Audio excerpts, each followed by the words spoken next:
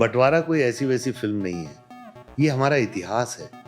इसे रोकने की कोशिश कौन कर रहा है? अब मैं भी देखता हूँ, लोग इतनी सीधी सी बात क्यों नहीं समझते।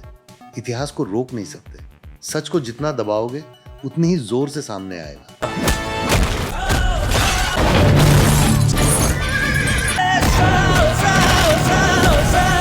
आग लगा दूंगा पूरे शहर।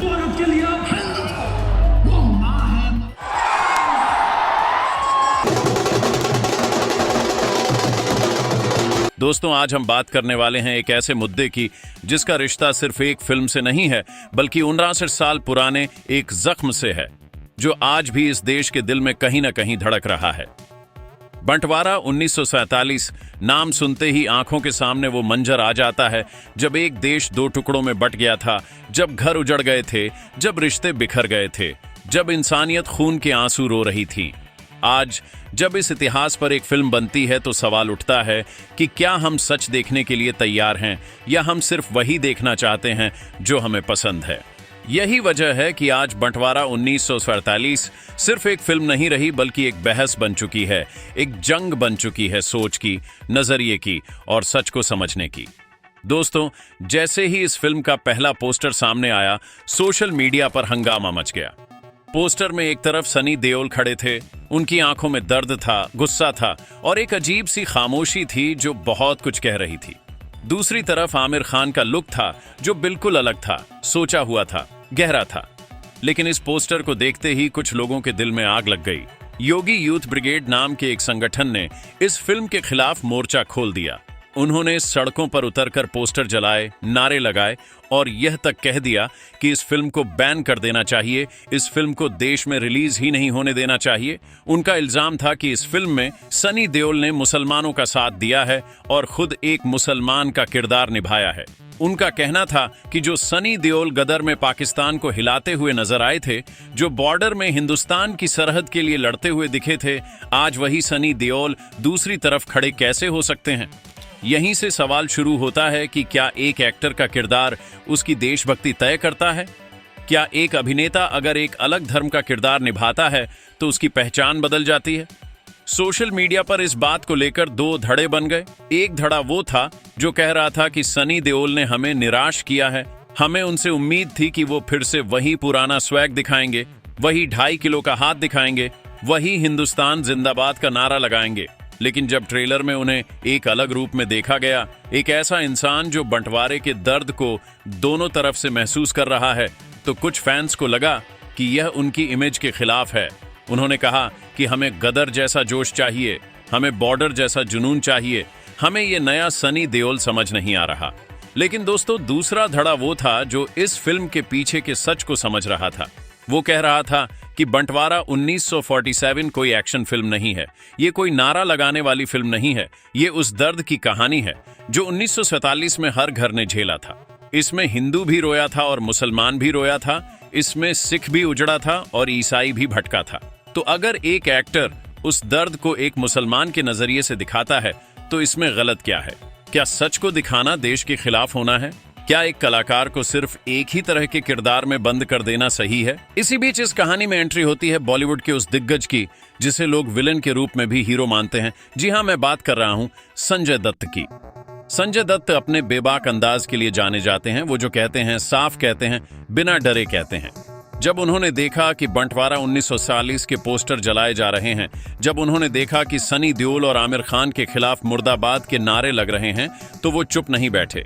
उन्होंने मीडिया के सामने आकर एक ऐसा बयान दिया जो आज पूरे सोशल मीडिया पर वायरल हो रहा है। संजय दत्त ने कहा कि अगर फिल्म में कुछ गलत है तो उसे सेंसर बोर्ड देखेगा, उसे कानून देखेगा। तुम कौन होते हो पोस्टर जलाने वाले? तुम पोस्टर जलाकर ये साबित नहीं कर सकते कि फिल्म बुरी है। अगर तुम्हें लगता है कि फिल्म गलत है तो पहले फिल्म देखो, समझो, उसके बाद अपनी राय दो। ऐसे सड़कों पर हंगामा करने से सच नहीं बदलता। संजय दत्त ने इससे भी आगे बढ़कर एक खुला चैलेंज दे दिया योगी यूथ ब्रिगेड को। उन्होंने कहा कि अगर दम है तो फिल्म को रोक कर दिखाओ। अगर तुम सच में अपनी बात पर कायम हो तो कानूनी तरीके से रोको, इस तरह गुंडागर्दी करके नहीं। उनका कहना था कि हम कलाकार हैं, हम कहानी कहते हैं, हम नफरत नहीं फैलाते। हम 1947 का वो सच दिखाना चाहते हैं जो आज के युवाओं को पता ही नहीं है। आज का युवा सिर्फ इतना जानता है कि बंटवारा हुआ था, लेकिन कैसे हुआ था, क्यों हुआ था, किसकी गलती से हुआ था, किसने अपना घर खोया था, ये कोई नहीं जानता। और अगर हम ये सच दिखा रहे हैं तो तुम्हें तकलीफ क्यों हो रही है? तुम लोग हिंदू मुसलमान करते रहोगे तो देश कभी आगे नहीं बढ़ेगा। दोस्तों, संजय दत्त की इस बात में बहुत वजन है। सोच कर देखिए, 1947 में क्या हुआ था। अंग्रेज जा रहे थे, लेकिन जाते जाते एक ऐसी लकीर खींच गए जो आज तक नहीं मिटी। एक तरफ से ट्रेन आ रही थी जिसमें लाशें भरी थीं, दूसरी तरफ से काफिले जा रहे थे जिसमें भूखे प्यासे लोग थे। माँ अपने बच्चे को ढूंढ रही थी, भाई अपने भाई को। कोई लाहौर से अमृतसर आ रहा था तो कोई अमृतसर से लाहौर जा रहा था। उस वक्त कोई हिंदू मुसलमान नहीं था, उस वक्त सभी इंसान थे जो बस जीना चाहते थे। तो अगर बंटवारा 1947 इस इंसानियत के दर्द को दिखाती है तो इसमें बुराई क्या है? लेकिन सवाल यहां पर खत्म नहीं होता। सोशल मीडिया पर कुछ लोगों ने इस हद तक कह दिया कि सनी देओल को रामायण में हनुमान का किरदार नहीं देना चाहिए क्योंकि उन्होंने एक मुसलमान का किरदार किया है। सोचिए दोस्तों, हम कहां आ गए हैं। हम एक कलाकार को उसके किरदार से जज कर रहे हैं, उसके धर्म से नहीं, उसके अभिनय से नहीं, बल्कि उसके पहने हुए कपड़ों से जज कर रहे हैं। क्या हनुमान का किरदार निभाने के लिए या राम का किरदार निभाने के लिए किसी धर्म का सर्टिफिकेट चाहिए? क्या अभिनय की भी कोई सीमा होती है? अगर ऐसा है तो फिर तो कोई भी कलाकार कोई भी किरदार नहीं निभा पाएगा। सनी देओल ने अब तक इस पूरे विवाद पर ज्यादा कुछ नहीं कहा है। उनका जो अंदाज है वो हमेशा से कम बोलने का रहा है, अपने काम से जवाब देने का रहा है। लेकिन उनके करीबी सूत्रों से जो बात सामने आ रही है उससे पता चलता है कि सनी देओल इस फिल्म को लेकर बहुत सीरियस हैं। उनका कहना है कि यह फिल्म उनके दिल के बहुत करीब है। गदर एक तरफ थी जिसमें उन्होंने एक हिंदुस्तानी की ताकत दिखाई थी, लेकिन बंटवारा 1947 दूसरी तरफ है जिसमें उन्होंने एक इंसान का दर्द दिखाया है। उनका कहना है कि एक एक्टर के लिए हर किरदार एक चुनौती होता है और इस फिल्म में उन्होंने वो चुनौती स्वीकार की है। उन्हें पता था कि इस तरह का किरदार करने पर सवाल उठेंगे, लेकिन उन्होंने ये रिस्क लिया क्योंकि उन्हें लगा कि ये कहानी कहना जरूरी है। अब बात करते हैं आमिर खान की। आमिर खान हमेशा से अपनी अलग तरह की फिल्मों के लिए जाने जाते हैं। उन्होंने हमेशा वो कहानियां चुनी हैं जो समाज को कुछ सोचने पर मजबूर करती हैं। बंटवारा 1947 में भी उनका किरदार ऐसा ही है जो आपको सोचने पर मजबूर करेगा, लेकिन उनके खिलाफ भी नारे लगाए गए, उन्हें भी बुरा भला कहा गया। इस पर संजय दत्त ने कहा कि आमिर खान एक सच्चे कलाकार हैं। उन्होंने हमेशा देश को जोड़ने की बात की है, तोड़ने की नहीं। अगर वो इस फिल्म में हैं तो इसका मतलब है कि इस फिल्म में कुछ गहराई है, कुछ सच है। दोस्तों, इस पूरे मामले का सबसे दर्दनाक पहलू यह है कि हम इतिहास को भूल रहे हैं। हम 1947 के बंटवारे को सिर्फ एक तारीख समझते हैं, लेकिन वो तारीख नहीं, एक घाव है। और जब तक हम उस घाव को समझेंगे नहीं, हम उससे सीखेंगे नहीं। बंटवारा 1947 फिल्म इसी घाव को कुरेदने की कोशिश कर रही है, उस दर्द को सामने लाने की कोशिश कर रही है। लेकिन कुछ लोग चाहते हैं कि ये घाव कभी ना दिखे, ये दर्द कभी सामने ना आए, क्योंकि अगर ये दर्द सामने आया तो उनकी नफरत की दुकान बंद हो जाएगी। उनकी राजनीति जो हिंदू मुसलमान पर चलती है वो खत्म हो जाएगी। संजय दत्त ने अपने बयान के आखिर में एक बहुत बड़ी बात कही। उन्होंने कहा कि ये फिल्म ना तो OTT पर जाएगी, ना ही इसका कुछ और होगा। ये फिल्म सीधा थिएटर में आएगी और उसके बाद ये सीधा YouTube पर जाएगी और करोड़ों लोग इसे देखेंगे। और ये फिल्म सिर्फ हिंदुस्तान में नहीं, पूरी दुनिया में देखी जाएगी, क्योंकि बंटवारे का दर्द सिर्फ हिंदुस्तान पाकिस्तान का नहीं है, ये पूरे विश्व का दर्द है।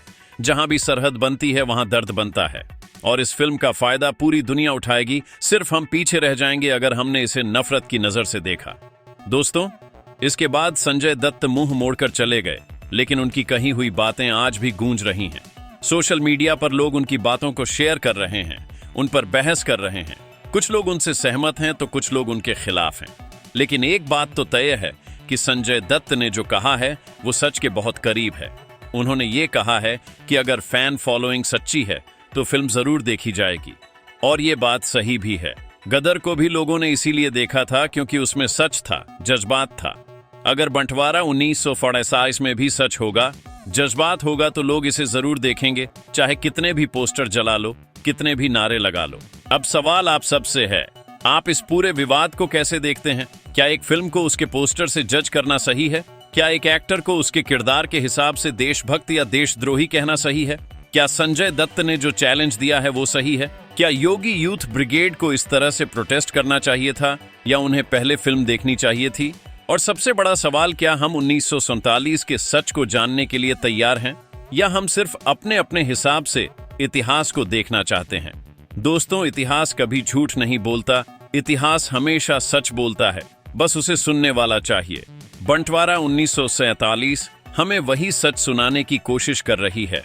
हो सकता है ये सच कड़वा हो सकता है ये सच हमें रुला दे, लेकिन ये सच हमें जोड़ भी सकता है, क्योंकि जब हम दर्द को समझते हैं तो हम नफरत को भूल जाते हैं। और शायद इसीलिए ये फिल्म बनी है, ताकि हम नफरत को भूलकर इंसानियत को याद करें। इस फिल्म में कोई हिंदू नहीं है, कोई मुसलमान नहीं है।